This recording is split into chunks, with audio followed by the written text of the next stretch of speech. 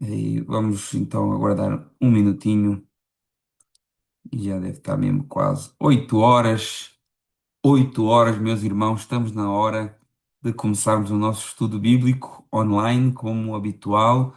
Se você sente falta de alguém aqui, manda o link, chame, mande mensagem. Está na hora do estudo, vamos aprender a Bíblia. Vamos orar, vamos agradecer a Deus, colocar-nos diante do Senhor e pedir que Ele possa estar dirigindo todas as coisas em nome de Jesus. Senhor, meu Deus e meu Pai, em nome de Jesus, nos guia, nos direciona. Estamos aqui mais uma vez para aprender da tua palavra. Que o Senhor possa estar nos guiando, nos direcionando e abençoando esse momento e que tudo seja para o louvor da tua glória. Eu te peço e te agradeço em nome de Jesus. Amém. Irmãos, Hebreus capítulo 11, talvez Hebreus capítulo 11 seja o texto mais conhecido de toda a carta aos Hebreus, né? Quase todas as pessoas conhecem Hebreus capítulo 11, verso 1, ah, que é a definição bíblica do que é fé. Nós já vamos chegar lá. Mas antes disso, quero fazer uma pequena síntese aqui daquilo que tem sido até agora, né? Essa carta aos Hebreus, essa carta de autor desconhecido. Muitos dizem que pode ser Paulo, Barnabé, Apolo, Lucas. Não existe um consenso. E para um público, foi escrita para um público extremamente judaico e muito bem familiarizado com toda a liturgia do culto judaico, né? Eles estavam passando por perseguições, por lutas e estavam tentados a voltar atrás, tentados a deixar o cristianismo e a voltar para o judaísmo por conta da perseguição, da pressão social, do sofrimento, do desgaste espiritual e da tentação ali em viver uma vida talvez menos oprimida pelas perseguições, né?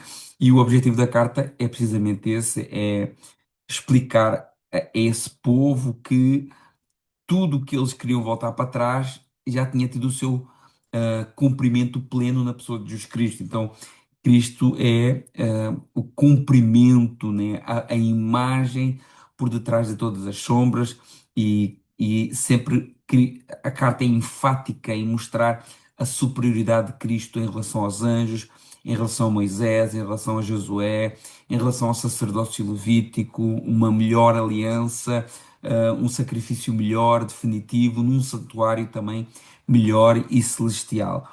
Os hebreus, os escritores hebreus querem que os seus leitores perseverem nessas coisas grandiosas que nos foram dadas, nessa salvação e essa graça maravilhosa que nos foi dada e que não andamos para trás, né?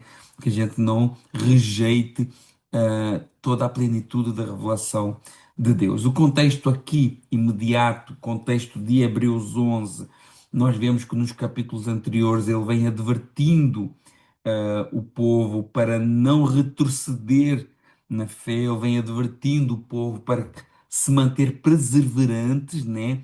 No final do capítulo 10, ele concluiu com aquela frase muito conhecida: o justo viverá por fé, e nós não somos daqueles que retrocedem para a perdição, mas daqueles que estão firmes na conservação da alma. Então, ele acaba o capítulo 10 com fortes exortações: não rejeiteis a vossa confiança, têm que ter paciência, o justo viverá pela fé. E é exatamente aqui que Hebreus capítulo 11 começa. Ou seja, Hebreus capítulo 11 não é um capítulo isolado sobre fé, no seu sentido abstrato. Ele é a continuação do argumento. Então, se o justo vive pela fé, então vamos ver agora, nesse capítulo 11, como que o povo de Deus sempre viveu pela fé. Então não é algo que é novidade agora, que apareceu agora, o viver pela fé. Não, até porque essa frase, o justo viverá pela fé, ela vem lá do Antigo Testamento, do livro de Abacuque, né? Que depois é repetido em Romanos, é repetido em Hebreus, é repetido em Gálatas, mas é um conceito de vida já da Antiga Aliança também. Então, em Hebreus capítulo 11, nós vemos como é que essa fé ela se manifesta na vida real. E nós precisamos de exemplos reais, de vidas reais, porque nós também somos pessoas reais, né? Então, Mas é importante nós vermos que esse capítulo 11 ele não vai tratar a fé como um sentimento vago, como um otimismo humano, um pensamento positivo. Não tem nada a ver com isso, né? Ainda que a fé nos dá otimismo, ainda que a fé nos faz pensar de uma maneira positiva, ela é muito mais do que isso, né? É uma confiança firme em Deus, uma certeza baseada na palavra divina, né? Uma perseverança diante das coisas invisíveis, diante daquilo que a gente não consegue enxergar ainda, uma obediência, mesmo que a gente não veja a plenitude do cumprimento daquilo que está na palavra de Deus, e uma esperança voltada para essa promessa que Deus nos deixou. Então, Hebreus capítulo 11, ele na realidade vai preparar o caminho para o capítulo 12, e no 11 nós temos as testemunhas da fé, que nós vamos falar os tais heróis da fé, como muitos chamam esse Hebreus capítulo 11, mas no capítulo 12 nós vamos ser chamados, né, a ser esses heróis da fé também, a olhar para Jesus, o autor e consumador da fé. Agora aqui é uma preparação, esses exemplos que foram colocados aqui são preparações, são exemplos para nós podermos seguir, podermos nos inspirar, porque agora é a nossa vez, meus irmãos. Agora compete a mim, compete a si, viver isto que está descrito aqui nesse Hebreus capítulo 11. Mais do que uma memória do passado, dos grandes homens, é um chamado individual para cada um. Não sei se os irmãos já tinham pensado nisso, mas é um chamado para nós agora sermos esses heróis da fé que estão aqui tão bem representados nesse texto, né? A fé no Antigo Testamento ela nunca foi uma mera aceitação intelectual. A fé nunca foi só uma crença abstrata. A fé sempre envolveu confiar em Deus, crer na Sua palavra, obedecer à voz do Senhor, esperar nas promessas do Senhor. Então, Hebreus 11 mostra a continuidade entre os santos antigos e os crentes da nova aliança, que devem viver na mesma força, né? Todos devem viver na mesma fé, em obediência a Deus, ó Deus que fez a promessa, ó Deus que nos separou, a nós como povo hoje, a igreja do Senhor, e aqueles homens do passado também, como o povo pelo qual o Messias viria, né? Então nós vemos que esses leitores, eles criam aqui, esses leitores de Hebreus lá no passado, que estavam a sofrer opressões, que estavam a sofrer perseguições, eles talvez criam um alívio imediato para os seus sofrimentos, né? Eles talvez criam uma segurança visível, uma estabilidade terrena, mas o autor responde precisamente mostrando aquilo que os santos do passado viveram, né? Que não receberam tudo imediatamente. Os santos do passado sofreram, peregrinaram, esperaram e muitos morreram na fé, né? Então nós vemos, ou seja, a verdadeira fé não exige ver o cumprimento das promessas agora, hoje, né? Ela persevera porque confia em Deus, mesmo que na nossa morte a gente não consiga contemplar a plenitude da promessa, né? E vemos que Hebreus capítulo 11 também tem uma característica interessante. Apesar de citar indivíduos, mas o objetivo não é exaltar o individualismo espiritual. O objetivo é mostrar que toda a história do povo de Deus foi marcada pela fé perseverante. Ok? Então vamos entrar no texto, né? Hebreus capítulo 11, verso 1. Pega a sua Bíblia, pega um marcador, vamos grifar, vamos tirar dúvidas, vamos apontar dúvidas e vamos ver o que é que a palavra de Deus tem para nós num texto que é muito conhecido, mas às vezes não tão aprofundado. Nós às vezes olhamos para esses homens aqui e pensamos que isso foi algo para os homens do passado, mas não. Isso é para nós entendermos que da maneira como eles viveram lá atrás, nós devemos viver hoje em dia. Hebreus 11, verso 1, talvez o texto mais conhecido de toda a carta aos Hebreus. Ora, a fé é o firme fundamento das coisas que se esperam e a prova das coisas que se não veem, né? Esse versículo não é só uma definição filosófica, abstrata, mas uma descrição funcional da fé bíblica, né? A fé bíblica é um firme fundamento das coisas que se esperam, ou seja, a fé ela está sobre uma base firme, sólida. Por isso que nós não devemos ser vacilantes. Se nós somos vacilantes, é porque talvez essa fé ainda não tenha entrado no nosso coração. Lembra as palavras de Jesus? Quem ouvir as suas palavras e nelas permanecer, ela está sobre um fundamento firme. Então nós vemos que a nossa fé, ela deve ser um fundamento firme. Ela não cria promessas, mas ela se apoia nas promessas. A esperança cristã não é uma imaginação, é sustentada pela confiança na palavra de Deus. Então, a nossa fé tem um fundamento firme, um fundamento espiritual, um fundamento pela fé na palavra de Deus, mas também um fundamento histórico, porque aquilo que Deus fez foi registrado através da história. Então, nós não cremos em algo que não possa ser verificável, que não possa ser comprovável, que não possa ser observável, né? Quando a gente olha para as histórias da Bíblia, para a arqueologia bíblica, a gente vê que a nossa fé tem um fundamento firme, firme, né? Ao contrário do passado, em que eles viviam ah, numa fé repetitiva e transitória, a nossa fé agora ela ficou firme numa rocha inabalável, num plano perfeito, definitivo e consumado completamente em Cristo Jesus, né? E a nossa fé tem esse firme fundamento, não é só uma esperança, firmada na certeza da palavra de Deus, porque Ele é fiel, né? E fiel é aquilo que prometeu, como disse o texto anterior que nós lemos, e Ele é a prova das coisas que não se veem, né? A fé, ela lida com o invisível, ela não lida com o inexistente. Ela não lida com o inexistente, ela lida com o invisível.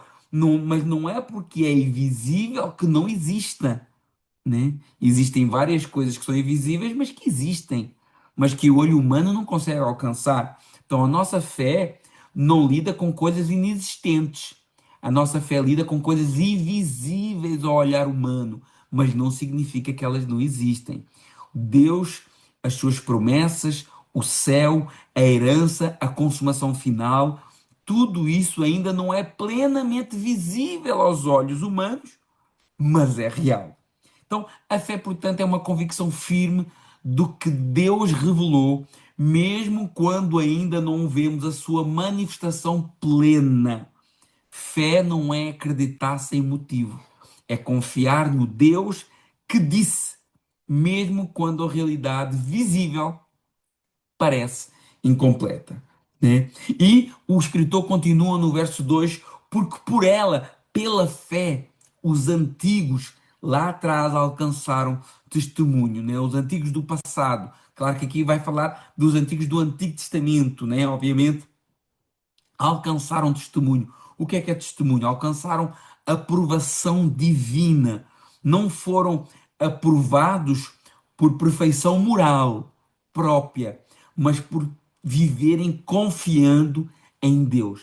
Até porque nós vamos ver que muitos desses homens do passado cometeram atos gravíssimos, mas esses atos são frutos da natureza caída do homem, mas de um modo geral foram fiéis a Deus, se levantaram das suas quedas e continuaram a manter firme a sua fé em Deus, né? A marca distintiva do povo de Deus em todas as eras não foi poder político, conforto terreno, ou ausência de sofrimento, ou ausência de falhas.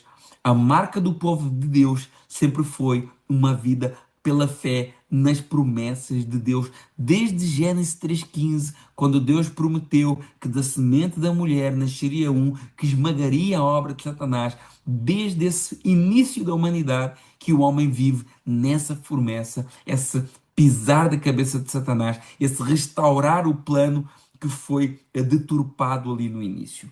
Verso 13.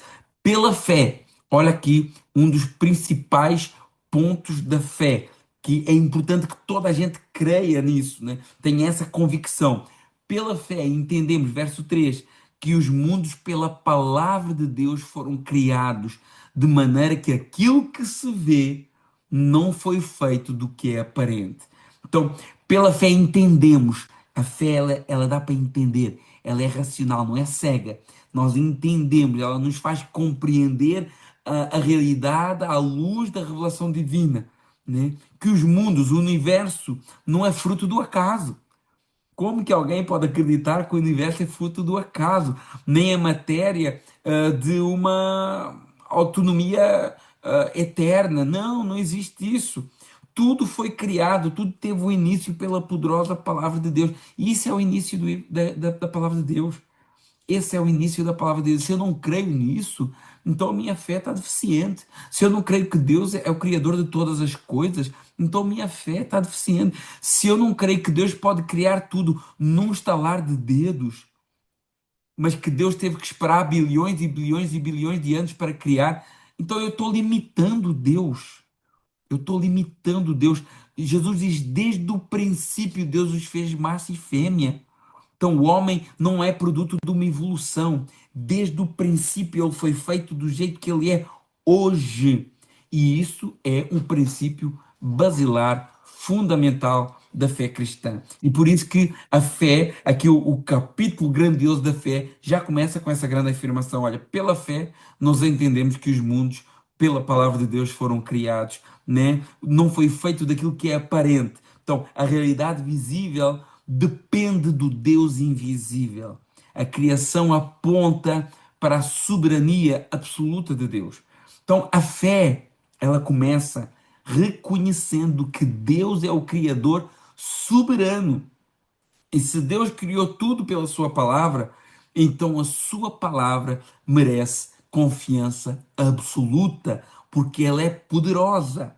E agora o escritor começa a dar exemplos antes do dilúvio.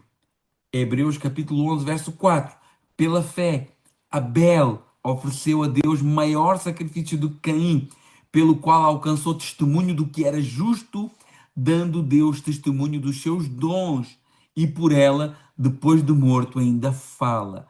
Então, pela fé, Abel, né? O destaque aqui não é apenas o sacrifício que ele ofereceu, mas a fé que estava por trás desse sacrifício, né? Nós aprendemos algo maravilhoso com Abel, que é o culto a Deus. Você aprende com Abel até hoje, né? Nós vemos aqui, por isso que a palavra diz que depois de morto ainda fala, né? Ele ofereceu maior sacrifício que Caim, maior não por quantidade, quantitativamente, mas melhor, mais aceitável, né? Ele ofereceu com um coração entregue a Deus, né? Abel se aproximou de Deus com fé e Caim não, né? E esse culto a Abel, de Abel, é o padrão que todo culto deve ter. Todo culto deve ter esse padrão. Oferecer com um coração cheio de fé. Tudo que eu vou fazer, todo culto que eu prestar, todas as ofertas que eu der, se o meu coração não estiver cheio, transbordante dessa fé, nesse Deus Criador dos céus e terra, soberano, que nos salvou, que nos resgatou, se a minha oferta, se o meu culto não é como esse culto de Abel, então ele não é um culto. Por isso que o texto diz, olha, ainda fala hoje, porque o culto de Abel continua sendo a referência e o padrão de culto para todos nós. A sua vida continua testemunhando que a fé verdadeira se expressa num culto verdadeiro. Por isso que ela ainda fala hoje.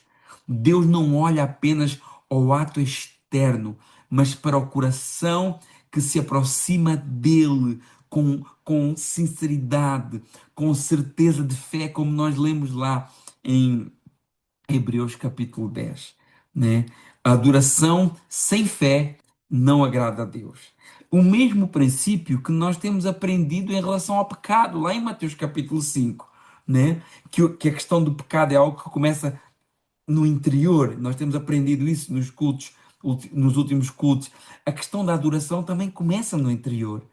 Então, antes que eu faça alguma coisa cá fora, tem que arder cá dentro essa certeza, essa convicção por esse Deus que é criador e é soberano e que tem domina sobre tudo e sobre todos, como a palavra do Senhor diz, de Deus é a terra, toda a sua plenitude e todos os que nele habitam. Olha a abrangência, mesmo quem não crê nele, mesmo quem não crê nele, do Senhor é a terra, toda a sua plenitude e todos os que nele habitam. Então, o culto de Abel é o culto padrão que começou lá no início e que deve acompanhar até a eternidade. O culto sincero, cheio de fé. Verso 5, vamos aprender mais uma coisa com outra personagem do Antigo Testamento. Pela fé, Enoque foi trasladado para não ver a morte e não foi achado porque Deus o trasladara, visto como antes da sua transladação alcançou testemunho de que agradara a Deus. Então, Enoque é o exemplo de comunhão perseverante com Deus. E essa comunhão foi tão intensa e tão brutal que Deus o levou de uma maneira sobrenatural. E ele agradou a Deus através de uma vida de comunhão, através de uma vida de entrega ao Senhor, uma vida de fé, uma caminhada contínua com Deus. Antes de qualquer experiência extraordinária, o essencial foi andar com Deus.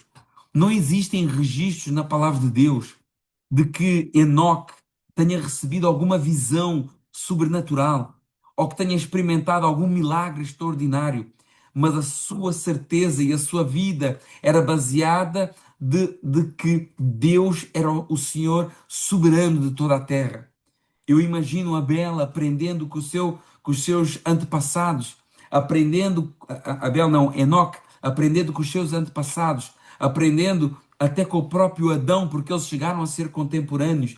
E isso deve ter movido ele de uma maneira tal, quando talvez os seus avós falavam dessas experiências do início do Éden, o que aconteceu com Abel, isso deve ter movido Enoque de uma maneira tal que ele não quis nunca mais largar a presença de Deus. A Bíblia diz lá em Gênesis capítulo 5, verso 24: andou Enoque com Deus. Andou. Andou fala de continuidade, fala de comunhão, fala de intimidade. Então, nós aprendemos aqui outro princípio muito importante com Enoque: com quem temos andado, com quem temos tido comunhão.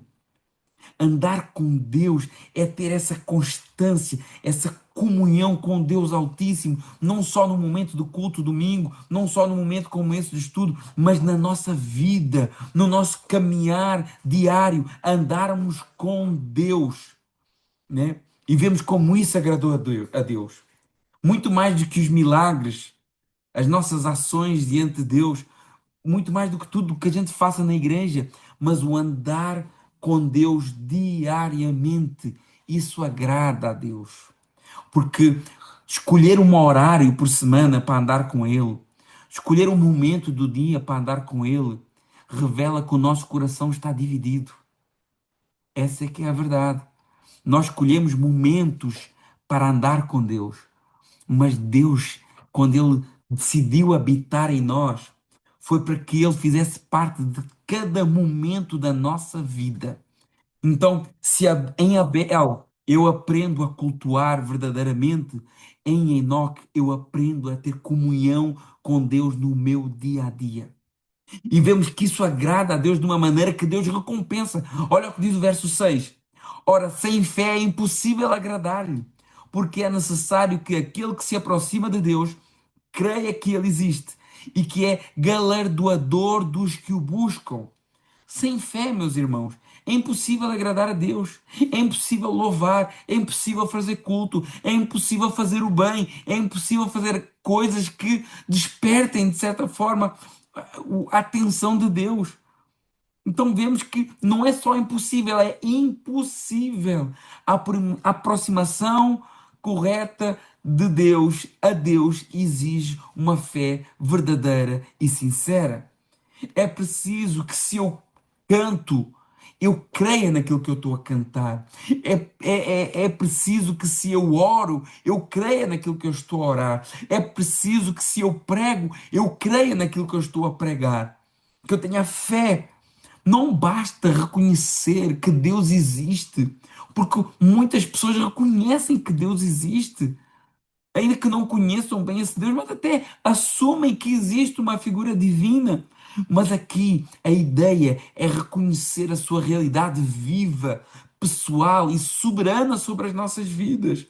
E esse Deus que, quando vê essa entrega, quando vê essa fé verdadeira, quando vê essa fé genuína, essa inteireza de fé, a Bíblia diz que Ele é galardoador daqueles que o buscam. Ou seja, existe uma recompensa para nós. Isso não é uma promessa de prosperidade como essas modernas, é o que a palavra do Senhor diz. Nós buscamos a Deus com fé, e isso agrada a Deus, isso move o coração de Deus.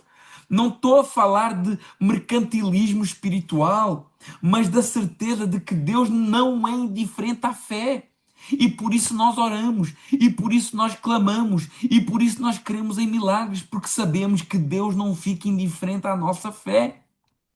Olha o que é que diz o texto em Tiago capítulo 5, verso 14 e 15. Está alguém entre vós doente? Chama os presbíteros da igreja e esses façam oração sobre ele, ungindo com óleo, em nome do Senhor. E olha o que é que diz no verso 15. E a oração da fé salvará o enfermo, e o Senhor o levantará. E se houver cometido pecados, ser-lhe-ão perdoados. Então, toda a vida cristã, todo culto, toda oração, toda a perseverança depende da fé genuína e verdadeira. Sem fé, a religião vira formalidade vazia.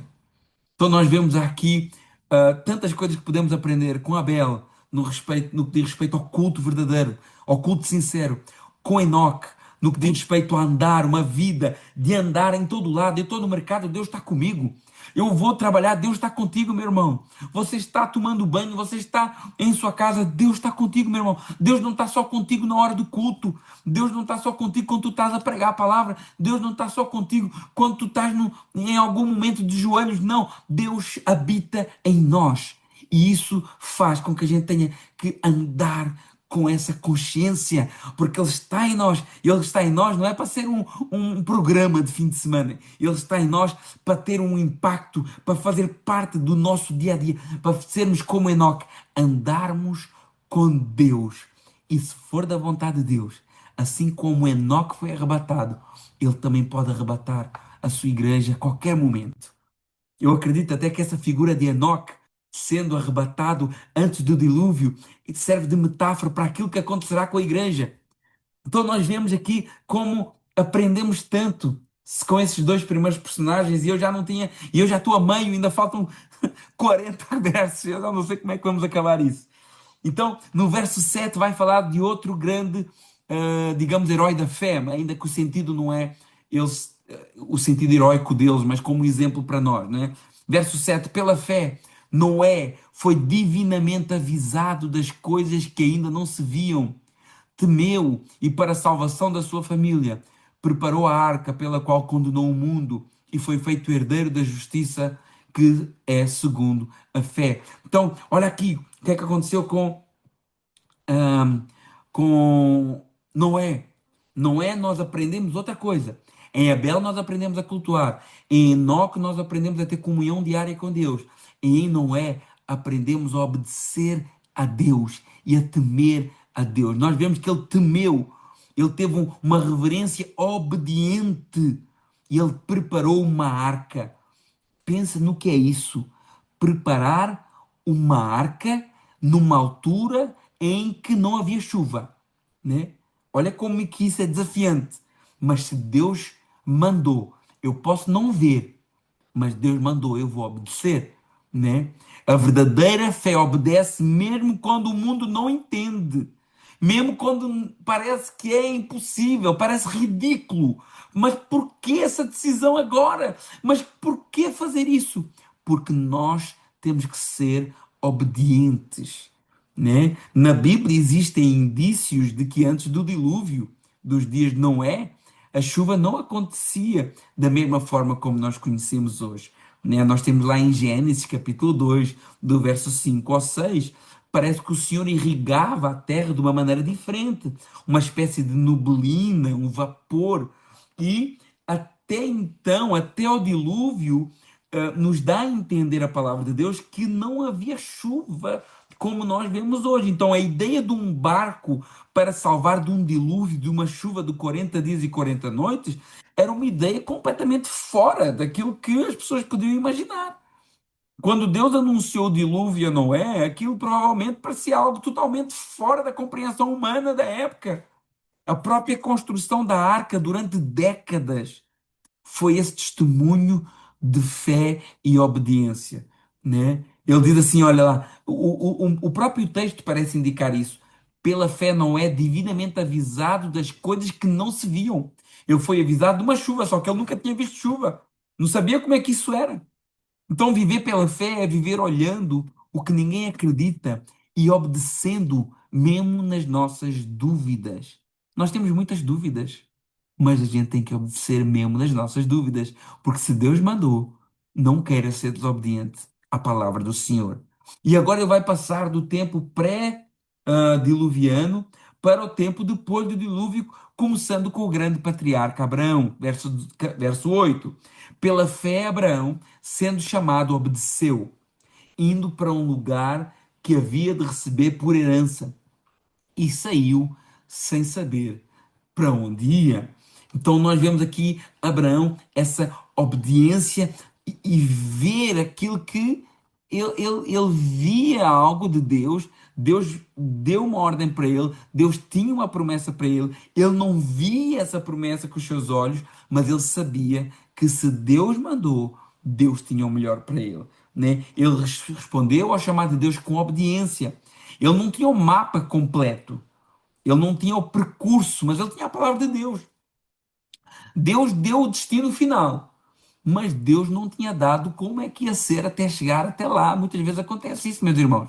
Muitas vezes Deus nos diz onde é que Ele quer que a gente esteja, mas Ele não nos mostra o caminho que nós vamos percorrer até lá, que muitas vezes é um caminho difícil. E se nós soubéssemos desse caminho, talvez nem nos arriscaríamos a ir, né? E ele, por saber da nossa fraqueza, às vezes ele nos aponta para a promessa sem nos ensinar e sem nos dizer aquilo que nós vamos ter que sofrer até chegar à promessa.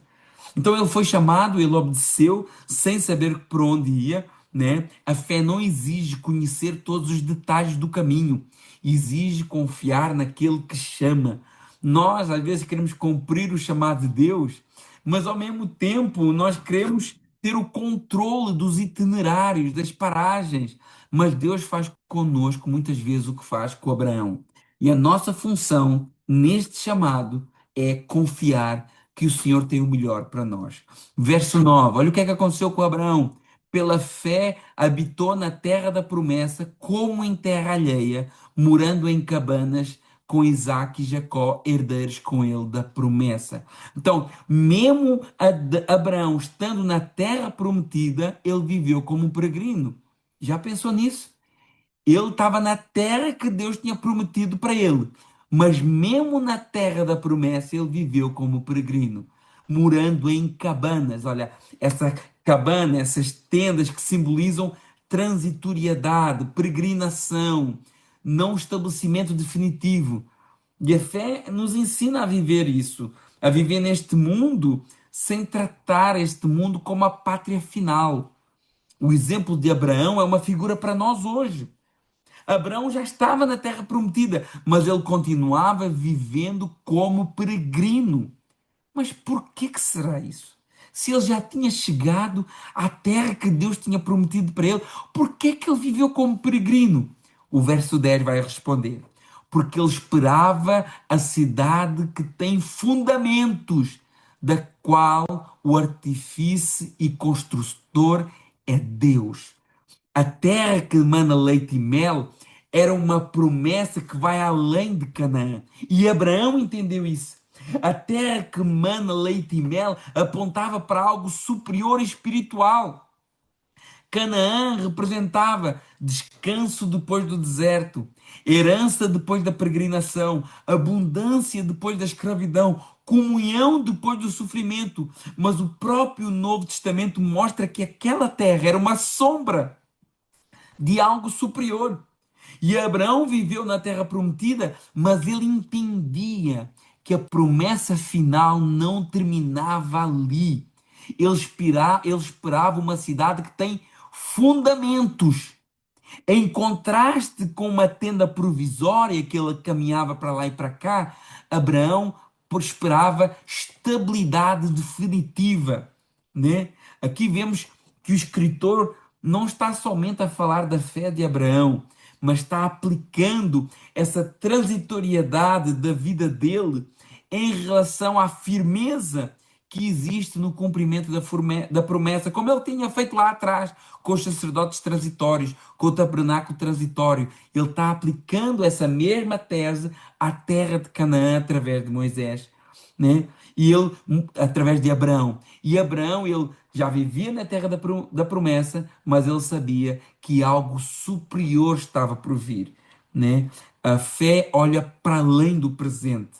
O povo de Deus vive esperando a grande cidade de Deus que descerá do céu, a Nova Jerusalém. E enquanto vive pela fé, as promessas de Deus vão sendo também algumas cumpridas, a bênção do Senhor vai ser derramada sobre o seu povo, e nós vemos isso acontecendo também pelos homens grandes do passado, como Abraão. Olha o que é que acontece lá no verso 11. Pela fé, a mesma Sara recebeu virtude de conceber e deu à luz, já fora de idade, porquanto teve por fiel aquele que lhe tinha prometido.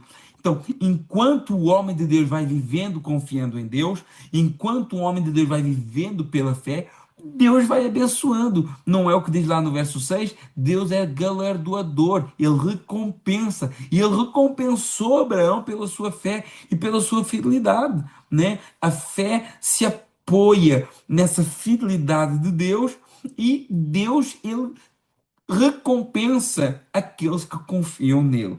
Sara, apesar das lutas, apesar das algumas dúvidas, dela ter sorrido quando o anjo disse que Sara seria a mãe, apesar disso, ela é lembrada aqui por uma mulher de fé, porque no modo geral ela andou ali ao lado do marido, ela confiou na promessa que estava sobre o seu esposo, né? Não é uma falha ou outra que define quem nós somos.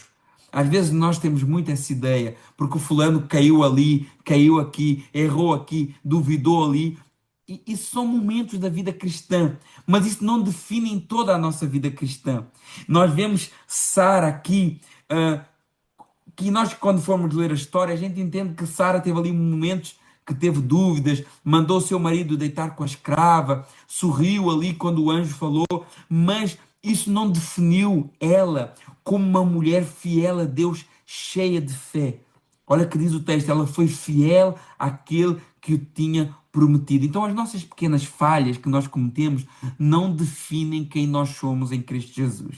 Ainda que às vezes o diabo queira nos acusar, mas ele está repreendido em nome de Jesus e nós temos a certeza em quem temos crido, apesar de às vezes haver dias que estamos mais animados e há dias que temos fraquezas, mas isso é momentâneo, isso passa e isso não define quem nós somos. Sara, apesar das lutas, ela é lembrada aqui como alguém fiel. E se nós formos olhar para a capacidade humana, dificilmente a gente também acreditaria, né?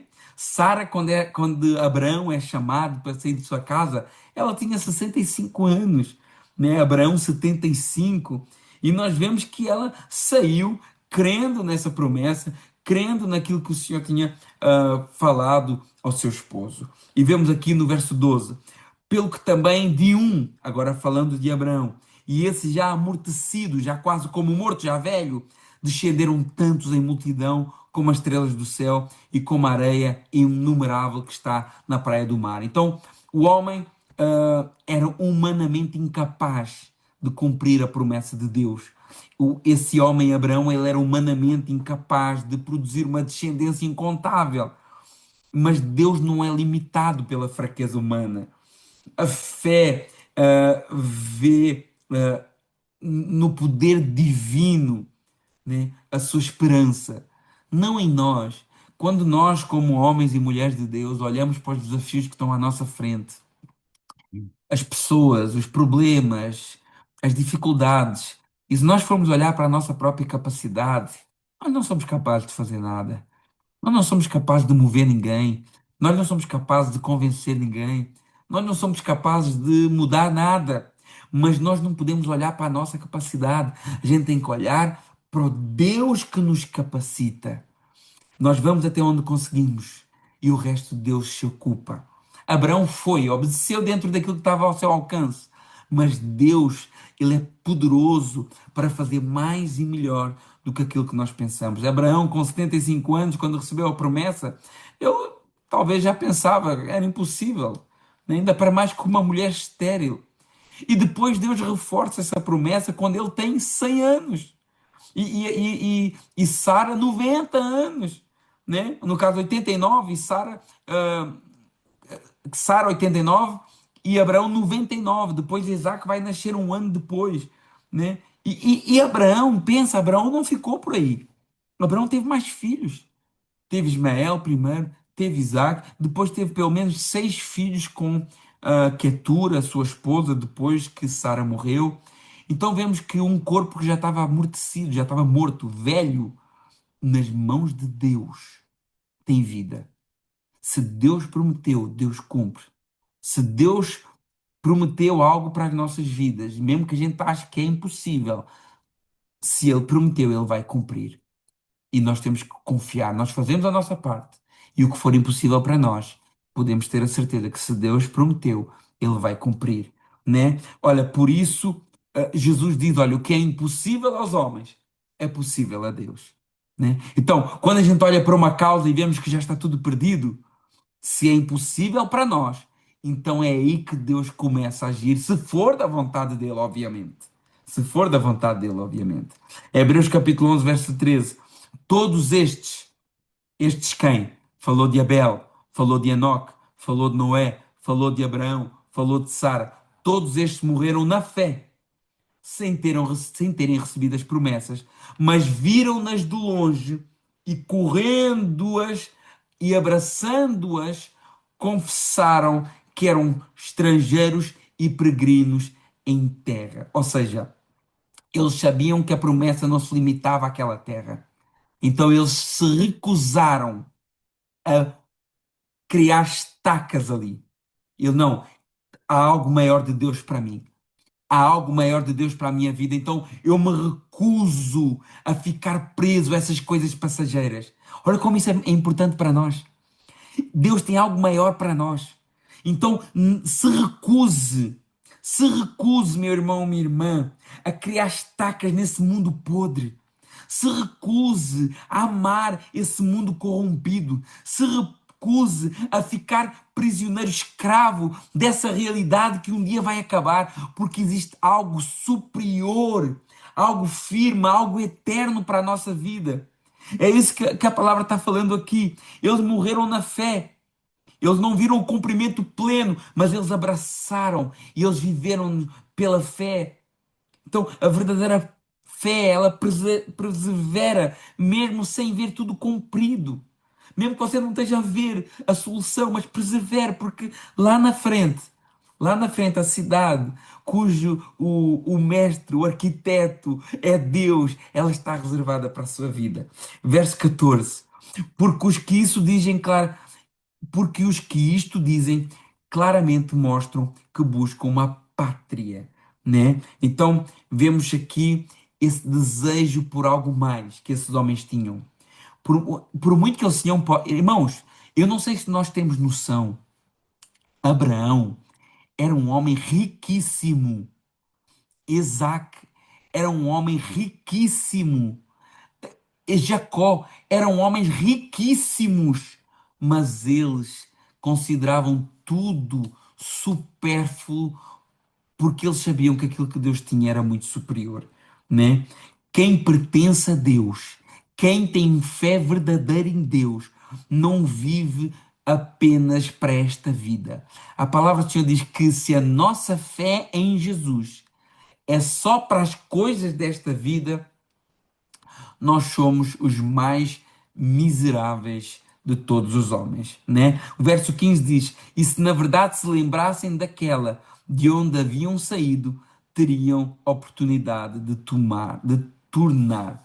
Então, os patriarcas, eles passaram por dificuldades, eles saíram das suas terras, eles eram peregrinos, mas eles podiam ter voltado para as suas terras, eles podiam ter voltado para a sua vida anterior, eles podiam ter voltado lá para a Mesopotâmia, lá para o Ur dos Caldeus, eles podiam ter voltado, mas a fé que eles tinham em algo superior os mantinha avançando, né? Mais uma vez o escritor está trazendo aqui o propósito da carta.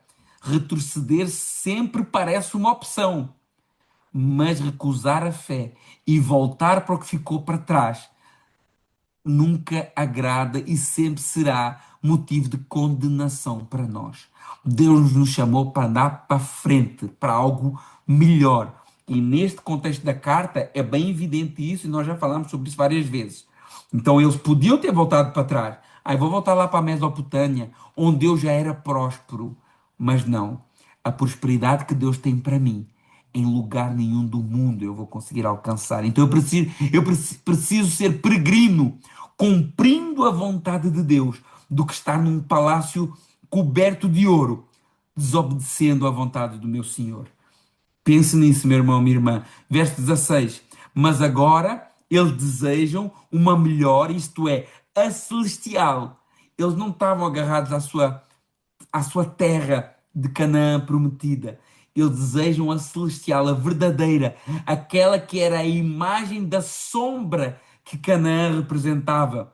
Pelo que também Deus não se envergonha deles de se chamar seu Deus, porque já lhes preparou uma cidade. Glória a Deus.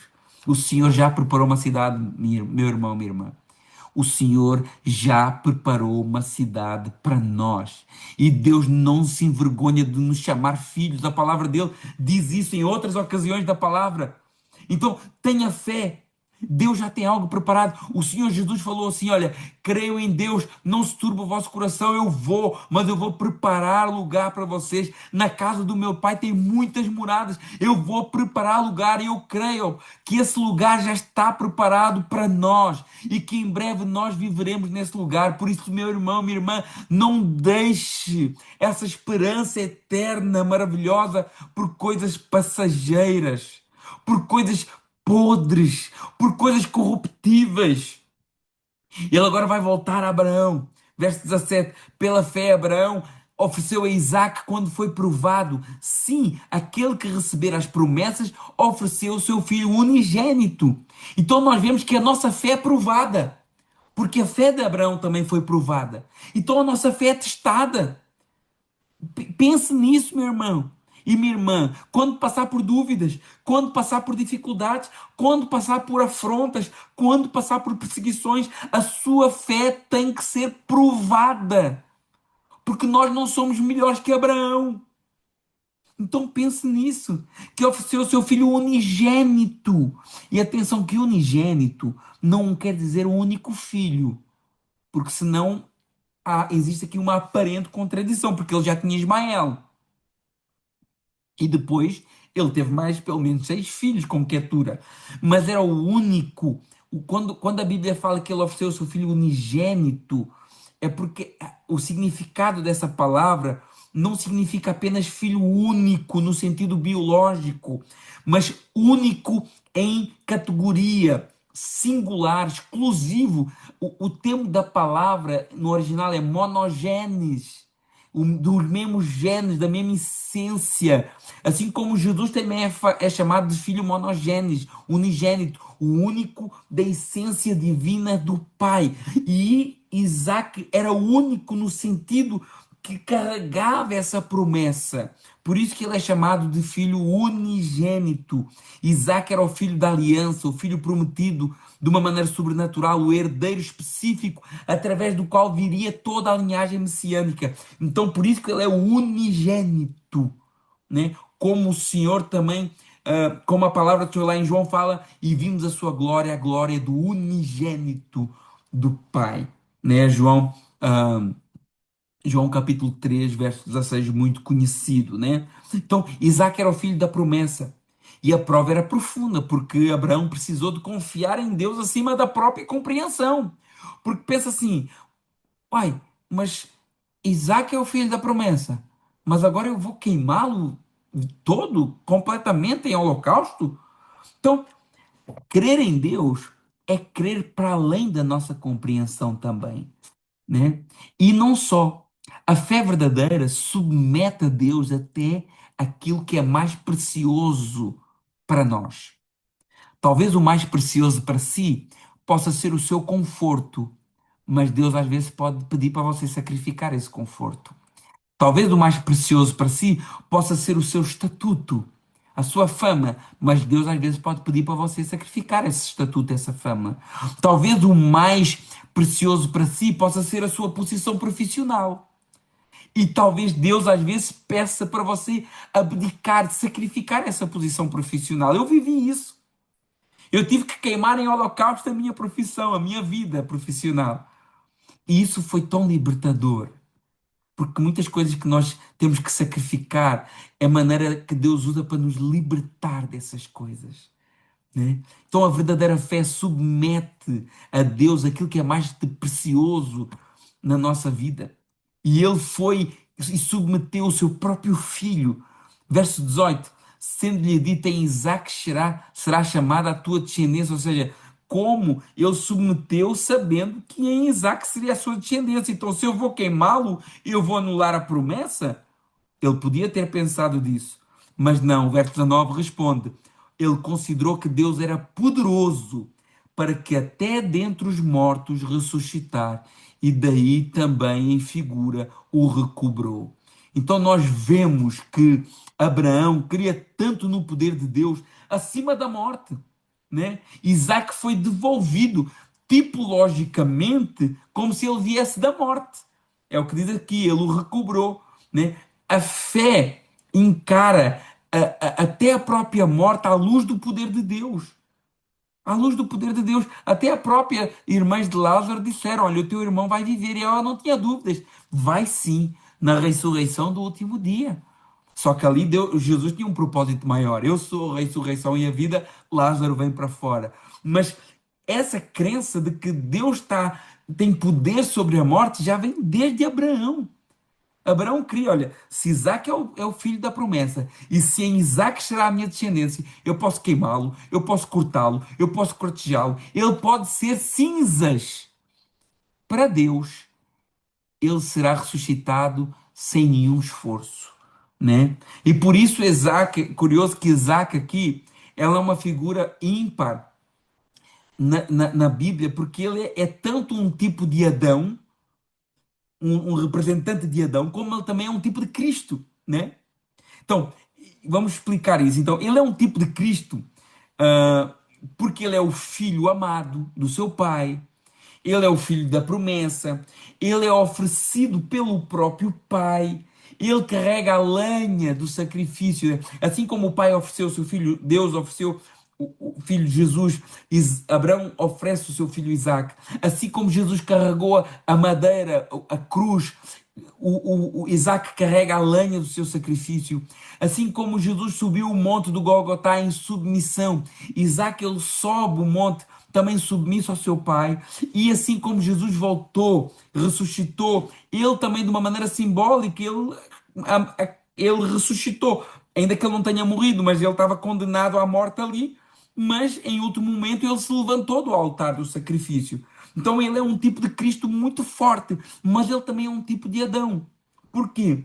Porque ele estava condenado, de certa forma, ele estava condenado à morte. Porque Deus diz assim: olha, vai lá e sacrifica o teu filho.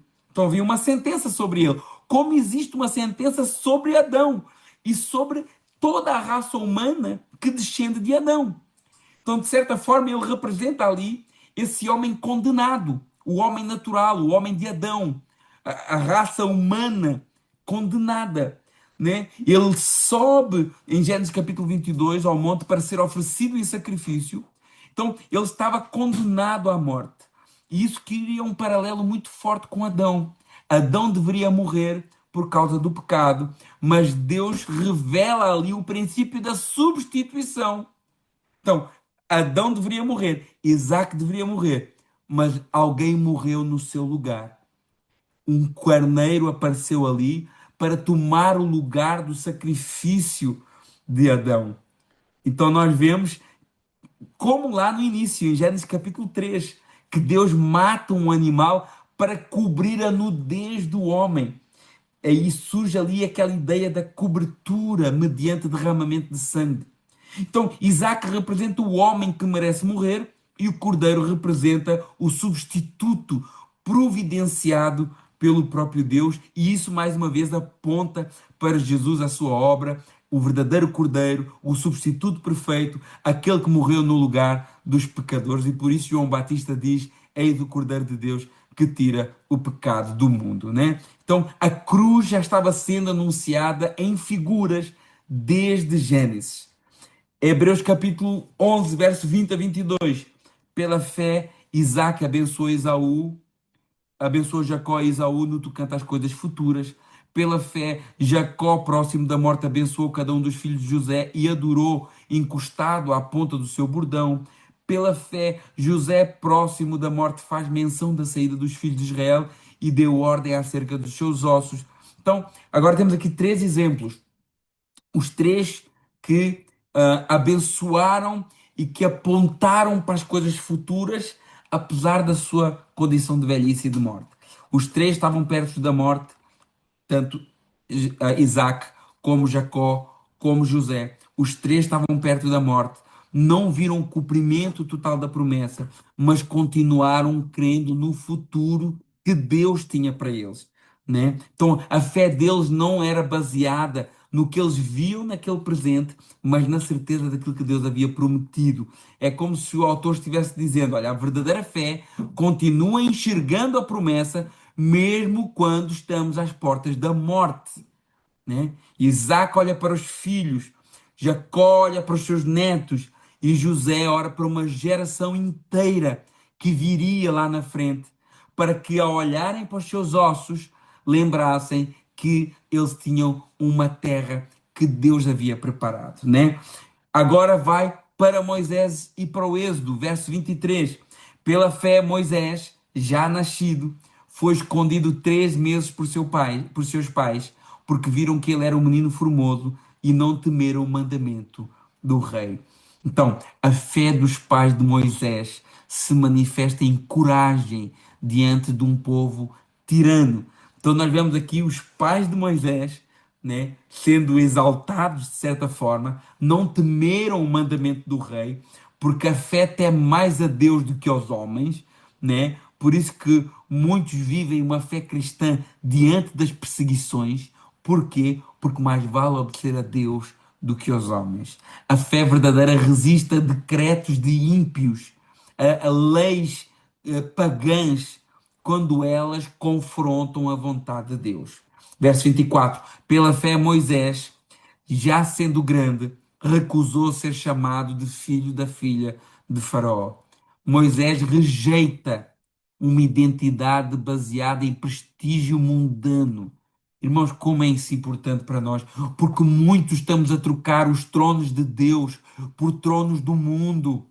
E Moisés não trocou. Moisés tinha trono para ele, mas ele não abdicou do trono de Deus para o trono que o mundo pode dar. O diabo tentou fazer isso com Jesus. Olha, eu vou te dar tudo se prostrados me adorar, se prostrado me adorares.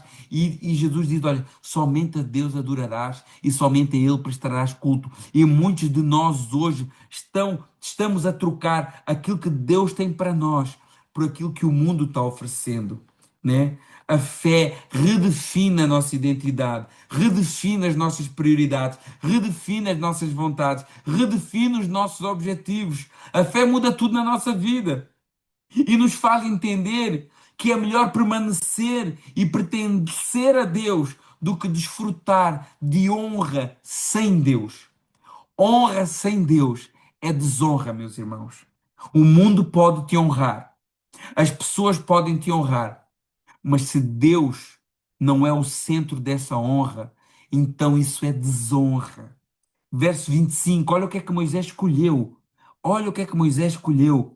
Verso 25, escolhendo ser maltratado com o povo de Deus, do que por pouco tempo ter gozo do pecado. Irmãos, eu sei que já está chegando ao fim, mas acompanha mais um pouco. Faça esse esforço comigo, por favor. Olha o que, é que o escritor está falando aqui para nós. Moisés preferiu ser maltratado do que ter por pouco tempo gozo do pecado. Porque é isso que o pecado traz, meus irmãos. É gozo por pouco tempo. É gozo passageiro. Mas o que Deus tem para nós é gozo eterno. E muitos estão trocando o gozo eterno por gozo passageiro. Então, vemos que Moisés escolheu. É a primeira palavra desse verso 25. A fé envolve decisões conscientes. Você tem que decidir, nós temos que decidir. Ou queremos continuar vivendo num gozo passageiro, ou preferimos sofrer agora um pouquinho. E quando eu falo sofrer, não só das injúrias, das perseguições, mas sofrer contrariando a nossa carne, contrariando os nossos desejos de pecado, sofrer um pouco agora, mas lá na frente ter um gozo eterno, ou então eu ter um grande gozo agora, passageiro, e passar uma eternidade de sofrimento e afastamento de Deus. Não se brinca com isso, né? Não se brinca. A fé troca os prazeres temporários por fidelidade eterna.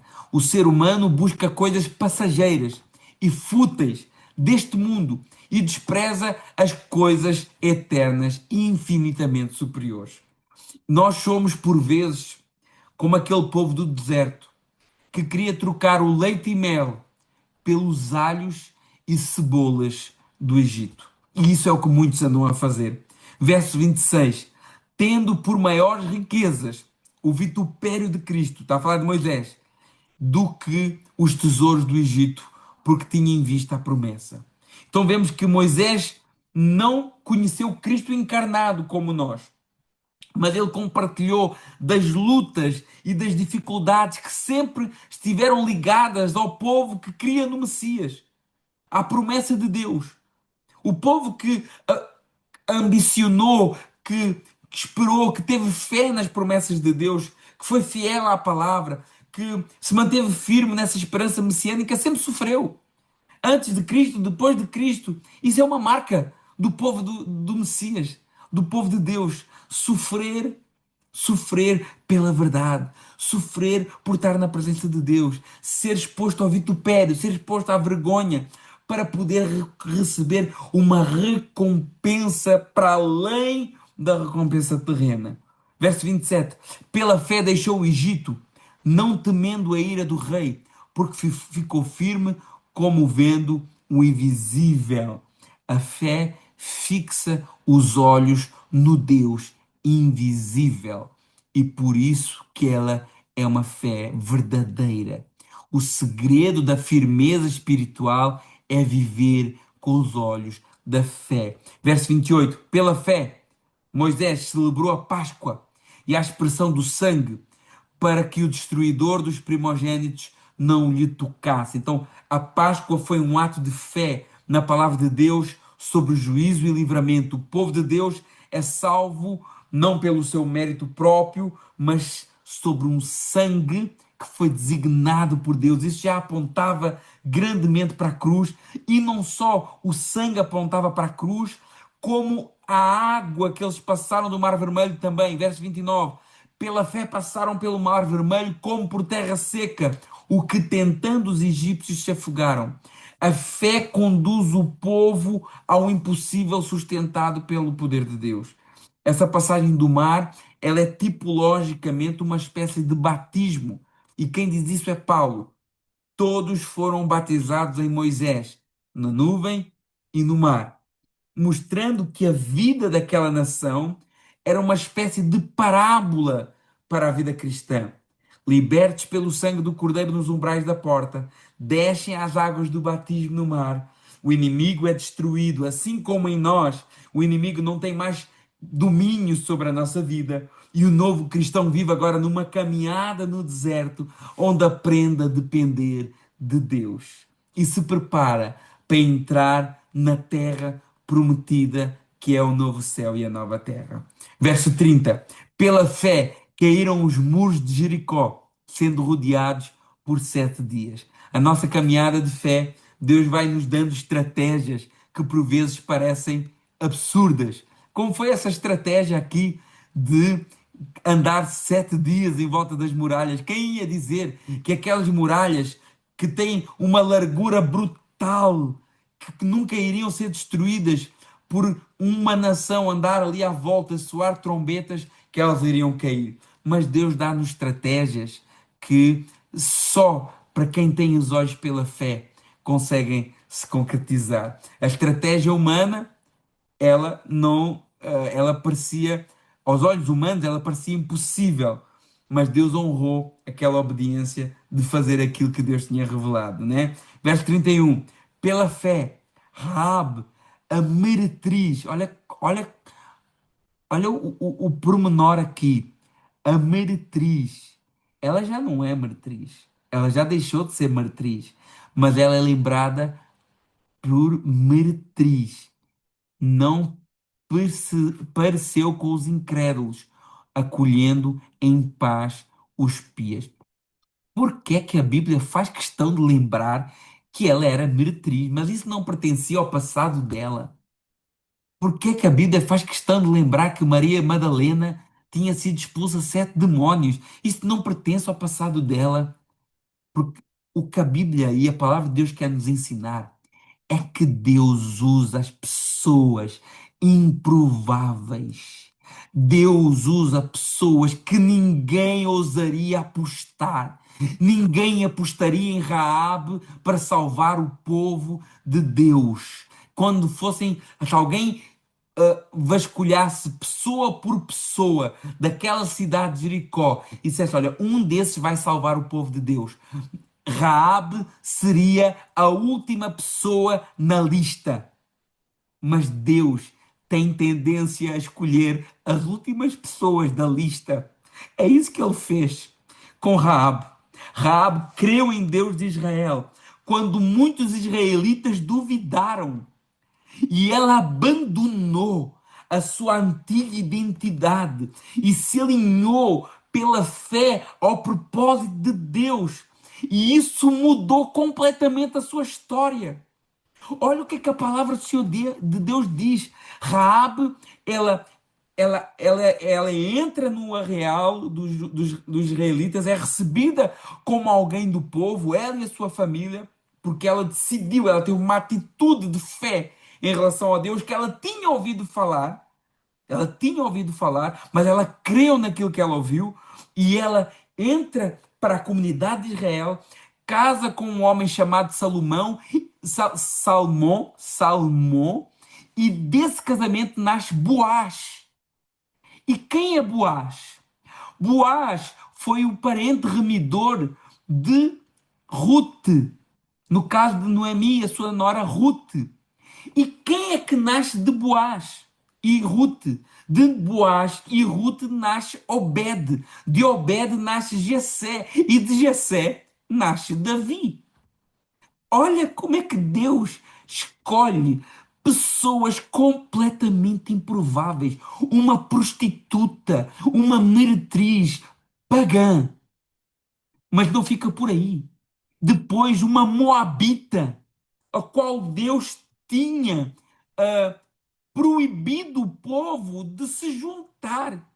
Mas ele abre as portas da graça para Ruth, para que Ruth fosse a avó, a bisavó de Davi, que é de Davi que vem o Messias, e por isso Jesus é filho de Davi. Uma pessoa completamente improvável que aparece aqui na galeria dos chamados heróis da fé. Uma gentia, uma cananeia, uma moradora de Jericó, marcada por um passado vergonhoso, prostituta. Mas a fé fez ela entrar numa história muito maior do que ela mesma. Irmãos, aquilo que Deus tem para nós é muito maior do que nós. Aquilo que o Senhor tem para as nossas vidas é muito maior do que a nossa vida. O propósito que está em nós, que nós carregamos pela fé, é muito superior a essa vida podre, passageira que nós vivemos hoje. E nós aprendemos isso com Raab, nós aprendemos isso com Maria Madalena, nós aprendemos isso com Davi, que era o menor da sua casa. Nós aprendemos isso com a nossa vida, que estamos aqui hoje, podendo ser ministrados por um estudo tão maravilhoso como este. E nós vemos que Raabe vai aparecer lá em Josué capítulo 2, Josué capítulo 6, Mateus capítulo 1, Hebreus capítulo 12, Tiago capítulo 2. Vemos a história dela invadindo a Escritura Sagrada, um exemplo de fé viva. Irmãos, a graça não muda apenas o destino da pessoa. Ela coloca essa pessoa dentro do plano eterno de Deus. E agora o verso 32 diz: E que direi mais? Faltar-me-ia tempo, e eu digo mesmo, já me falta tempo, contando de Gideão e de Baraque e de Sansão, de Jefté e de Davi e de Samuel e dos profetas. O autor ele reconhece que poderia contar muito mais. E esses nomes demonstram que a fé bíblica não pertence apenas aos perfeitos em si mesmos. Muitos desses homens tiveram falhas sérias, mas o foco não é exaltar as suas biografias em todos os aspectos, mas destacar a operação da fé em suas vidas. A fé verdadeira pode estar presente em vasos frágeis também. O herói final não é o homem, o herói final é Deus em quem o homem crê. Por isso que Paulo diz: olha, temos, porém, esse tesouro em vasos de barro, para que a excelência do poder seja de Deus e não de nós. Então, vemos que o tesouro é a fé, o tesouro é o Evangelho, o tesouro é a glória de Deus, o tesouro é a luz do Evangelho de Cristo, a presença divina manifesta através da sua mensagem. O tesouro é tudo isso que nós carregamos, mas nós que carregamos somos vasos de barro, somos frágeis, somos limitados, somos quebráveis, somos humanos, né? E Paulo usa essa mensagem, essa imagem, para mostrar que Deus coloca algo eterno dentro de instrumentos fracos, mas agora capacitados pelo poder do Espírito que opera em nós, né? E nós vemos que esses homens, mesmo nas suas fragilidades, nós conseguimos aprender muito com eles. Com Abel, nós aprendemos o culto, como cultuar verdadeiramente. Com Enoque, nós aprendemos a comunhão, andar com Deus. Com Noé, nós aprendemos a obediência. Com Abraão, nós aprendemos a peregrinação, a não ambicionar as coisas da terra, mas esperar a cidade futura. Com Moisés, nós aprendemos renúncia, renunciar os prazeres do palácio. Com Raabe, nós aprendemos transformação, mudança de identidade. E com esses mártires que nós vamos falar, nós aprendemos perseverança em meio às dificuldades. Olha o verso 33 a 34, já vou terminar, meus irmãos, aguarda um pouquinho. Os quais pela fé, esses homens que faltava falar, os quais pela fé praticaram justiça, alcançaram promessas, fecharam bocas dos leões, apagaram a força do fogo, escaparam ao fio da espada, da fraqueza tiraram força, na batalha se esforçaram, puseram em fuga os exércitos dos estranhos. Então temos aqui vitórias, porque Deus dá vitória. Deus continua dando vitória para o seu povo. Venceram reinos, praticaram justiça, alcançaram promessas, fecharam bocas dos leões. Isso aponta para vários episódios da história da Bíblia, como Daniel e muitos outros, em que às vezes a fé vence de forma visível e poderosa, né? Mas também no verso 35 vemos o outro lado da vitória dessa fé. Porque a vitória da fé não se expressa só em vitórias visíveis. Olha, no verso 35, as mulheres receberam da ressurreição os seus mortos, mas uns foram torturados, não aceitando o seu livramento, não aceitando renunciar à promessa. Então preferiram ser torturados para alcançarem uma melhor ressurreição. Então o tom agora muda. O tom agora muda. Até que o foco estava sendo as vitórias visíveis. Agora o autor vai mostrar que a fé também se manifesta em sofrimento extremo. Pessoas que não aceitaram o livramento, mas preferiram morrer porque sabem que existe uma ressurreição melhor lá na frente. A fé não é provada só em milagres, também é provada na fidelidade em meio à dor. Verso 36. E outros experimentaram escárnios e açoites e até cadeias e prisões. Foram apedrejados, cerrados, tentados, mortos ao fio da espada, andaram vestidos de pele de ovelhas e de cabras, desamparados, aflitos e maltratados. Esse versículo resume, esses versículos resumem o sofrimento brutal de muitos santos. Hebreus capítulo 11 destrói a ideia de que a fé sempre resulta em conforto, prestígio ou livramento imediato. Essa ideia moderna de que se alguém sofre é porque não está cumprindo algo ou sacrificando algo, que se alguém adoece é porque está em pecado e Deus está castigando, se o carro quebra é porque o devorador está bravo.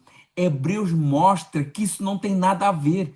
Existem duas faces da fé: homens que alcançaram vitórias pela fé e homens que exaltaram a Deus nas suas mortes e dificuldades, obtendo vitórias também.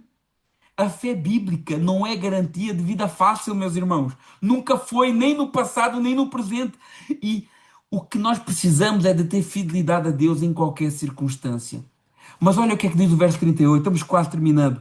Dos quais, esses homens, dos quais o mundo não era digno, errantes pelos desertos e montes, pelas covas e cavernas do mundo, da terra.